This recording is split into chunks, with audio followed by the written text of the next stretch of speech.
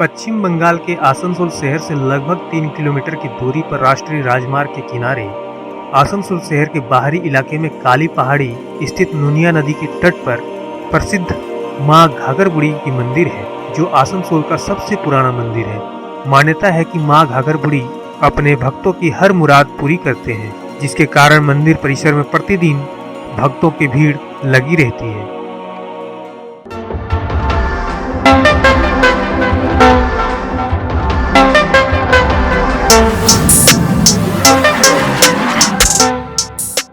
सन 1620 में इस मंदिर की स्थापना की गई थी। ऐसा माना जाता है कि देवी घाघर बुढ़ी मंदिर देवी चंडी के अवतारों में से एक है।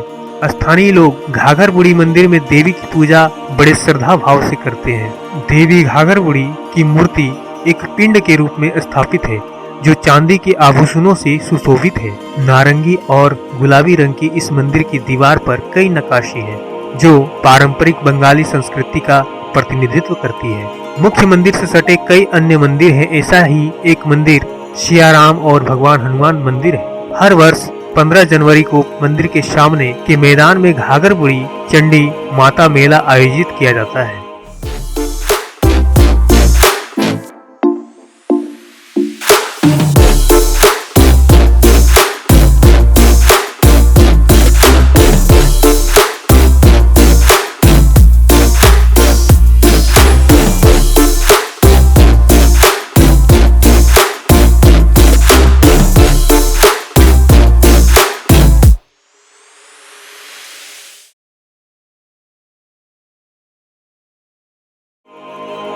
घाघर बुढ़ी मंदिर के अस्तित्व के पीछे एक दिलचस्प कहानी है, जहां देवी घाघर बुढ़ी ने कंगाली चरण चक्रवर्ती नामक एक गरीब पुजारी के सामने खुद का अनावरण किया।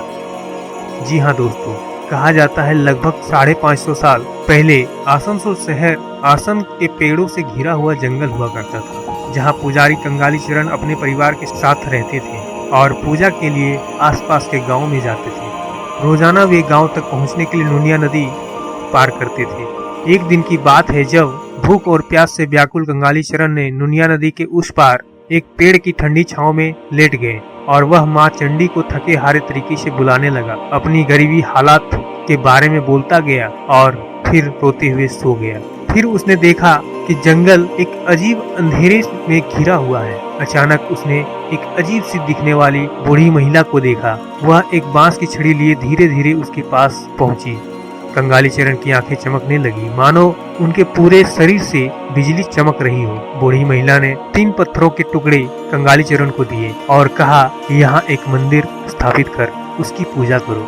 फिर कंगाली चरण उठा तो देखा उसके गोद में पत्थर के 3 टुकड़े थे और फिर उसने ठीक वैसा ही किया।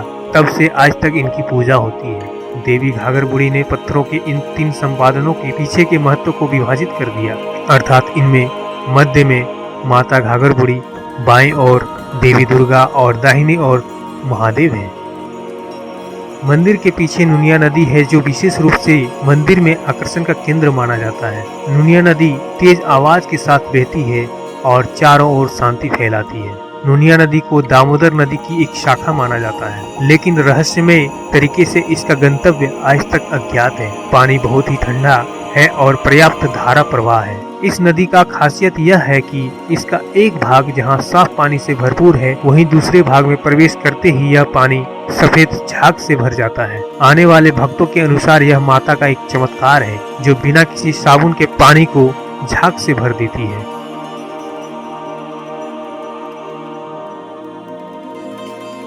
इस मंदिर के सामने बाईं ओर एक पेड़ है, जो कोई भी इस पेड़ में धागा बांधकर मन्नत मांगता है, उनकी मन्नत पूरी होती है। सामूहिक विवाह या एकल के लिए छोटा मैरिज हॉल भी है।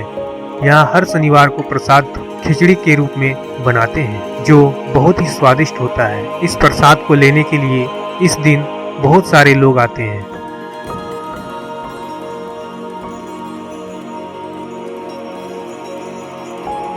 मंदिर के बाहर कई दुकानें हैं, जो पूजा के लिए आवश्यक मुख्य वस्तुओं जैसे नारियल, माला, अगरबत्ती और कई और चीजें बेचती हैं।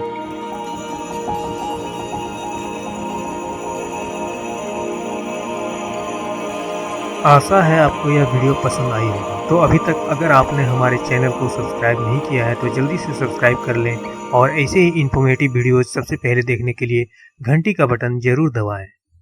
धन्यवाद।